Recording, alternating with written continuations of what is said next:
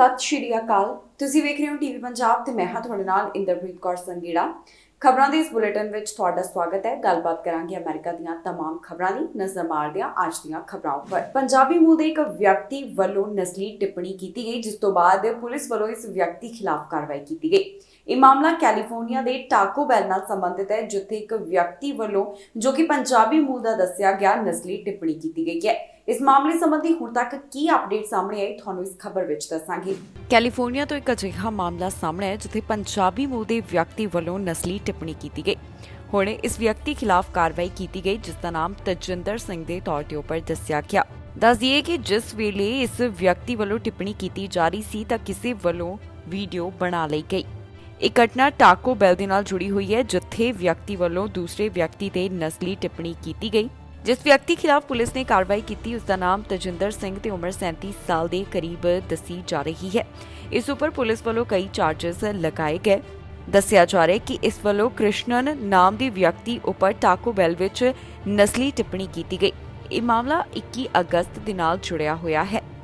ਇਸ ਤੋਂ ਇਲਾਵਾ ਇਹ ਵੀ ਪਤਾ ਚੱਲਿਆ ਕਿ ਜੈ ਰਮਨ ਵੱਲੋਂ ਇੱਕ ਰਿਕਾਰਡਿੰਗ ਕਰ ਲਈ ਗਈ, ਜਿੱਥੇ 8 ਮਿੰਟ ਦੀ ਫੋਨ ਕਾਲ ਦੇ ਉੱਪਰ ਤਜਿੰਦਰ ਸਿੰਘ ਵੱਲੋਂ ਉਸ ਉੱਪਰ ਕਈ ਤਰ੍ਹਾਂ ਦੀਆਂ ਟਿੱਪਣੀਆਂ ਕੀਤੀਆਂ ਗਈਆਂ। ਫਿਲਹਾਲ ਪੁਲਿਸ ਦਾ ਕਹਿਣਾ ਹੈ ਕਿ ਉਹਨਾਂ ਵੱਲੋਂ ਇਸ ਮਾਮਲੇ ਦੇ ਸੰਬੰਧ ਵਿੱਚ ਵਧੇਰੇ ਜਾਂਚ ਪੜਤਾਲ ਕੀਤੀ ਜਾ ਰਹੀ ਹੈ, ਜਿਸ ਤੋਂ ਬਾਅਦ ਬਾਕੀ ਦੀ ਜਾਣਕਾਰੀ ਦਿੱਤੀ ਜਾਵੇਗੀ। ਹੁਣ ਤੱਕ ਦੀ ਅਪਡੇਟ ਦੇ ਵਿੱਚ ਇਹਨਾਂ तमाम ਗੱਲਾਂ ਦਾ ਜ਼ਿਕਰ ਕੀਤਾ ਗਿਆ। ਪੁਲਿਸ ਵੱਲੋਂ ਨਸ਼ੇ ਖਿਲਾਫ ਵੱਡੀ ਕਾਰਵਾਈ ਕੀਤੀ ਗਈ। $12 ਮਿਲੀਅਨ ਤੋਂ ਵੱਧ ਦਾ ਨਸ਼ਾ ਬਰਾਮਦ ਕੀਤਾ ਗਿਆ ਹੈ। ਇਸ ਸੰਬੰਧੀ ਹੁਣ ਤੱਕ ਕਿਸ ਖਿਲਾਫ ਤੇ ਕਿੰਨੇ ਜਾਣਿਆਂ ਖਿਲਾਫ ਕਾਰਵਾਈ ਕੀਤੀ ਗਈ ਹੈ, ਇਸ ਬਾਰੇ ਵੀ ਪੁਲਿਸ ਵੱਲੋਂ ਜਾਣਕਾਰੀ ਸਾਂਝੀ ਕੀਤੀ ਗਈ। ਇਸ ਨਸ਼ੇ ਦੀ ਬਰਾਮਦਗੀ ਦੇ ਬਾਰੇ ਸਾਰੀ ਜਾਣਕਾਰੀ ਤੁਹਾਨੂੰ ਇਸ ਖਬਰ ਵਿੱਚ ਦੱਸਾਂਗੇ। ਪੀਲ ਪੁਲਿਸ ਵੱਲੋਂ ਨਸ਼ੇ ਖਿਲਾਫ ਵੱਡੀ ਕਾਰਵਾਈ ਕੀਤੀ ਗਈ। ਪੁਲਿਸ ਦੇ ਹੱਥ $12 ਮਿਲੀਅਨ ਦਾ ਨਸ਼ਾ ਲੱਗਾ ਹੈ।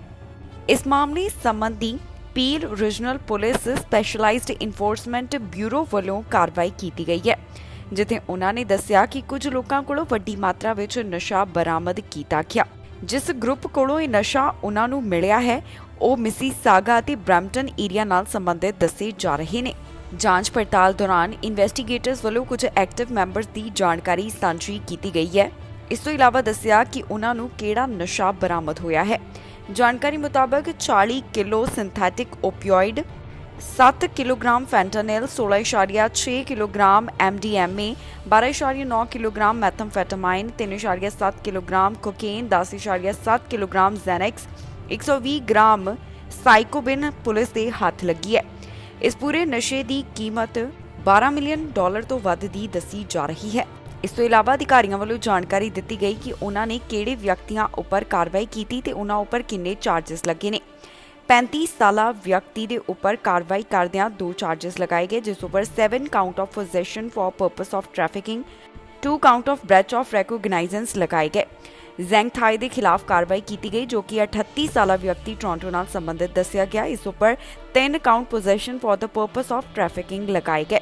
ਇਸ ਤੋਂ ਇਲਾਵਾ ਜ਼ੁਆਨ ਬਿਨ ਦੇ ਉੱਪਰ ਕਾਰਵਾਈ ਕੀਤੀ ਗਈ। ਇਹ 37 ਸਾਲਾ ਵਿਅਕਤੀ ਟੋਰਾਂਟੋ ਨਾਲ ਸੰਬੰਧਿਤ ਹੈ, ਜਿਸ ਉੱਪਰ 3 count of possession for purpose of trafficking ਲਗਾਏ ਗਏ। ਅਮਾਨ 30 ਸਾਲ ਦਾ ਵਿਅਕਤੀ ਟੋਰਾਂਟੋ ਨਾਲ ਸੰਬੰਧਿਤ ਦੱਸਿਆ ਗਿਆ, ਜਿਸ ਉੱਪਰ 3 count possession for purpose of trafficking, 1 count possession of controlled substance ਲਗਾਏ ਗਏ ਹਨ। ਹੁਣ ਇਸ ਮਾਮਲੇ ਸੰਬੰਧੀ ਪੁਲਿਸ ਦਾ ਕਹਿਣਾ ਹੈ ਕਿ ਉਹ ਵਧੇਰੇ ਜਾਂਚ ਪੜਤਾਲ ਕਰ ਰਹੇ ਨੇ, ਪਰ ਜੇਕਰ ਕਿਸੇ ਨੂੰ ਵੀ ਕੋਈ ਜਾਣਕਾਰੀ ਹੋਵੇ ਤਾਂ ਸਪੈਸ਼ਲਾਈਜ਼ਡ ਇਨਫੋਰਸਮੈਂਟ ਬਿਊਰੋ ਨਾਲ 9054532121 ਦੇ ਉੱਪਰ ਜਾਂ ਫਿਰ ਪੀਲ ਕ੍ਰਾਈਮ ਸਟਾਪਰਸ ਨਾਲ 1800222847 ਦੇ ਉੱਪਰ ਕਾਲ ਕਰਦਿਆਂ ਜਾਣਕਾਰੀ ਸਾਂਝੀ ਕੀਤੀ ਜਾ ਸਕਦੀ ਹੈ। ਫਿਲਹਾਲ ਮਾਮਲੇ ਦੀ ਇਨਵੈਸਟੀਗੇਸ਼ਨ ਜਾਰੀ ਹੈ। ਅਮਰੀਕਾ ਦੇ ਰਾਸ਼ਟਰਪਤੀ ਜੋ ਬਾਈਡਨ ਦੀ ਪਤਨੀ ਦੀ ਰਿਪੋਰਟ ਕੋਰੋਨਾ ਨੈਗੇਟਿਵ ਆਈ ਹੈ। ਪਿਛਲੇ ਦਿਨੀ ਉਹ ਕੋਰੋਨਾ ਪੋਜ਼ਿਟਿਵ ਪਾਏ ਗਏ ਸਨ, ਜਿਸ ਤੋਂ ਬਾਅਦ ਉਹਨਾਂ ਨੇ ਖੁਦ ਨੂੰ ਇਕਾਂਤਵਾਸ ਕੀਤਾ ਤੇ ਹੁਣ ਜਦੋਂ ਉਹਨਾਂ ਦੀ ਦੁਬਾਰਾ ਕੋਰੋਨਾ ਟੈਸਟ ਹੋਇਆ ਤਾਂ ਉਸ ਦੀ ਰਿਪੋਰਟ ਨੈਗੇਟਿਵ ਨਿਕਲੀ। ਯੂਐਸ ਫਰਸਟ ਲੇਡੀ ਜਿਲ ਬਾਈਡਨ ਦੀ ਕੋਰੋਨਾ ਰਿਪੋਰਟ ਨੈਗੇਟਿਵ ਆਈ ਹੈ। ਜੀ ਹਾਂ, ਕੋਰੋਨਾ ਪੋਜ਼ਿਟਿਵ ਪਾਏ ਜਾਣ ਤੋਂ ਬਾਅਦ ਹੁਣ ਜਿਲ ਬਾਈਡਨ ਕੋਰੋਨਾ ਨੈਗੇਟਿਵ ਪਾਏ ਗਏ ਹਨ, ਜਿਸ ਦੀ ਜਾਣਕਾਰੀ ਵਾਈਟ ਹਾਊਸ ਵੱਲੋਂ ਸਾਂਝੀ ਕੀਤੀ ਗਈ।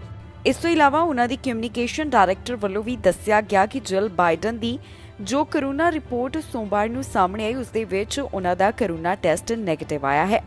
ਦੱਸ ਦਈਏ ਕਿ ਜਿਲ ਬਾਈਡਨ ਵੱਲੋਂ ਕੋਰੋਨਾ ਪੋਜ਼ਿਟਿਵ ਪਾਏ ਜਾਣ ਤੋਂ ਬਾਅਦ ਖੁਦ ਨੂੰ ਆਈਸੋਲੇਸ਼ਨ ਵਿੱਚ ਰੱਖਿਆ ਗਿਆ ਸੀ। ਉਹ ਆਪਣੇ ਆਪ ਨੂੰ ਪਰਿਵਾਰਕ ਘਰ ਵਿੱਚ ਆਈਸੋਲੇਟ ਕਰ ਰਹੇ ਸਨ।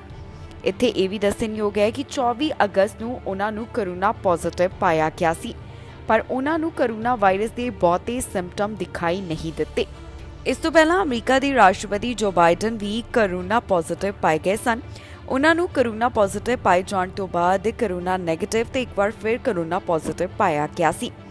ਜਾਣਕਾਰੀ ਲਈ ਦੱਸ ਦਈਏ ਕਿ ਜਿਲ ਬਾਈਡਨ ਦੀ ਉਮਰ 71 ਸਾਲ ਹੈ ਤੇ ਉਹਨਾਂ ਵੱਲੋਂ ਕੋਵਿਡ-19 ਵੈਕਸੀਨ ਦੇ ਦੋਨੋਂ ਟੀਕੇ ਤੇ ਦੋਨੋਂ ਬੂਸਟਰ ਡੋਜ਼ ਹਾਸਲ ਕੀਤੇ ਗਏ ਸਨ। ਉਹਨਾਂ ਵੱਲੋਂ ਕੋਵਿਡ-19 ਫਾਈਜ਼ਰ ਦੇ 2 ਬੂਸਟਰ ਡੋਜ਼ ਲਗਵਾਏ ਗਏ ਸਨ, ਜਿਸ ਤੋਂ ਬਾਅਦ ਕੋਰੋਨਾ ਵਾਇਰਸ ਦੇ ਬਹੁਤੇ ਲੱਛਣ ਉਹਨਾਂ ਨੂੰ ਦਿਖਾਈ ਨਹੀਂ ਦਿੱਤੇ। ਹੁਣ ਤਾਜ਼ਾ ਜਾਣਕਾਰੀ ਦੇ ਵਿੱਚ ਦੱਸਿਆ ਗਿਆ ਹੈ ਕਿ ਉਹਨਾਂ ਦੀ ਕੋਰੋਨਾ ਰਿਪੋਰਟ ਨੈਗੇਟਿਵ ਆ ਗਈ ਹੈ। ਵਿਸ਼ਵ ਸਿਹਤ ਸੰਗਠਨ ਵੱਲੋਂ ਮੌਂਕੀਪੌਕਸ ਵਾਇਰਸ ਦੇ ਮਾਮਲੇ ਸੰਬੰਧੀ ਜਾਣਕਾਰੀ ਸਾਂਝੀ ਕੀਤੀ ਗਈ ਤੇ ਨਾਲ ਹੀ ਦੱਸਿਆ ਹੈ ਕਿ ਇਹਨਾਂ ਮਾਮਲਿਆਂ ਉੱਪਰ ਕਾਬੂ ਕਿਵੇਂ ਪਾਇਆ ਜਾਵੇਗਾ।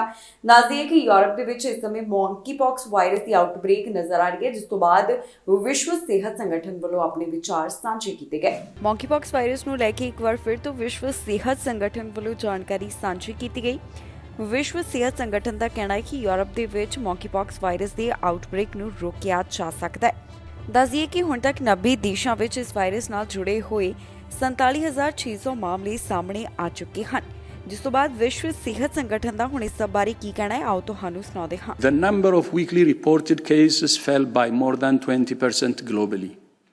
Although new cases increased in the Americas, where we are counting to see intense transmission. In the early stages of the outbreak, most reported cases were in Europe, with a smaller proportion in the Americas.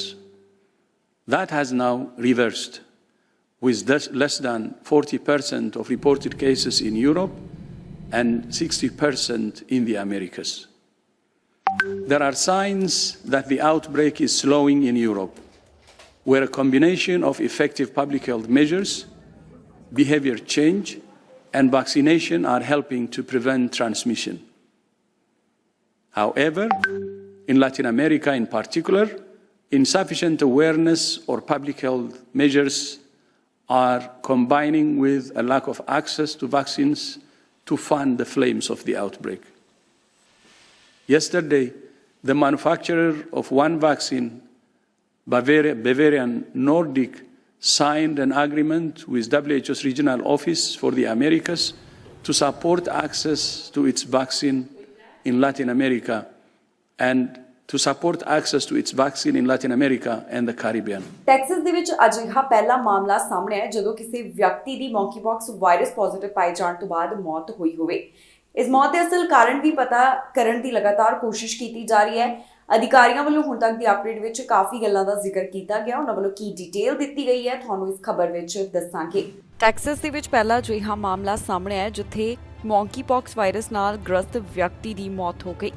ਇਸ ਬਾਰੇ Texas department of state health services ਵੱਲੋਂ ਪੁਸ਼ਟੀ ਕੀਤੀ ਗਈ ਹੈ, ਜਿੱਥੇ ਉਹਨਾਂ ਦੱਸਿਆ ਕਿ ਮੌਂਕੀਪੌਕਸ ਨਾਲ ਪੋਜ਼ਿਟਿਵ ਪਾਏ ਗਏ ਵਿਅਕਤੀ ਦੀ ਮੌਤ ਹੋ ਗਈ ਹੈ। ਫਿਲਹਾਲ ਅਜੇ ਤੱਕ ਇਹ ਤਾਂ ਸਪਸ਼ਟ ਨਹੀਂ ਹੋ ਸਕਿਆ ਕਿ ਇਸ ਵਿਅਕਤੀ ਦੀ ਮੌਤ ਕਿਹੜੇ ਕਾਰਨਾਂ ਕਾਰਨ ਹੋਈ ਹੈ।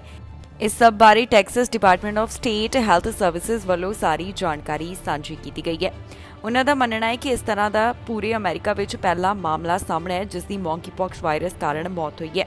ਦੱਸ ਦਈਏ ਕਿ ਅਮਰੀਕਾ ਵਿੱਚ ਹੁਣ ਤੱਕ ਕਈ ਇਸ ਵਾਇਰਸ ਨਾਲ ਜੁੜੇ ਹੋਏ ਮਾਮਲਿਆਂ ਦੀ ਪੁਸ਼ਟੀ ਹੋ ਚੁੱਕੀ ਹੈ। ਪਹਿਲਾ ਮਾਮਲਾ ਇੱਥੇ 18 ਮਈ ਦੌਰਾਨ ਸਾਹਮਣੇ ਆਇਆ ਸੀ। 22 ਅਗਸਤ ਤੱਕ ਇਸ ਵਾਇਰਸ ਬਾਰੇ ਜੋ ਜਾਣਕਾਰੀ ਦਿੱਤੀ ਗਈ ਉੱਥੇ Centers for Disease Control and Prevention ਦਾ ਕਹਿਣਾ ਹੈ ਕਿ ਯੂਐਸ ਵਿੱਚ 18,101 ਕੁੱਲ ਮਾਮਲੇ ਸਾਹਮਣੇ ਆ ਚੁੱਕੇ ਨੇ ਤੇ ਪੂਰੇ ਵਿਸ਼ਵ ਦੀ ਜੇਕਰ ਗੱਲ ਕੀਤੀ ਜਾਵੇ ਤਾਂ 90 ਦੇਸ਼ਾਂ ਵਿੱਚ ਇਸ ਵਾਇਰਸ ਦਾ ਫੈਲਾਅ ਹੋ ਚੁੱਕਿਆ ਹੈ। 48,000 ਤੋਂ ਵੱਧ ਮਾਮਲੇ ਇਹਨਾਂ 90 ਦੇਸ਼ਾਂ ਵਿੱਚ ਸਾਹਮਣੇ ਆਉਣ ਦੀ ਜਾਣਕਾਰੀ ਵਿਸ਼ਵ ਸਿਹਤ ਸੰਗਠਨ ਵੱਲੋਂ ਵੀ ਹਾਲ ਹੀ ਵਿੱਚ ਸਾਂਝੀ ਕੀਤੀ ਗਈ। ਇਹ ਸਨ ਕੁਝ ਖਬਰਾਂ ਜਿਹੜੀਆਂ ਅੱਜ ਦਾ ਦਿਨ ਅਮਰੀਕਾ ਤੋਂ ਸਾਹਮਣੇ ਆਈਆਂ। ਬਾਕੀ ਖਬਰਾਂ ਲਈ ਤੁਸੀਂ ਬਣੇ ਰਹੋ ਟੀਵੀ ਪੰਜਾਬ ਨਾਲ। ਫਿਲਹਾਲ ਮੈਨੂੰ ਇੰਦਰਪ੍ਰੀਤ ਕੌਰ ਸੰਗੇੜਾ ਨੂੰ ਦਿਓ ਇਜਾਜ਼ਤ।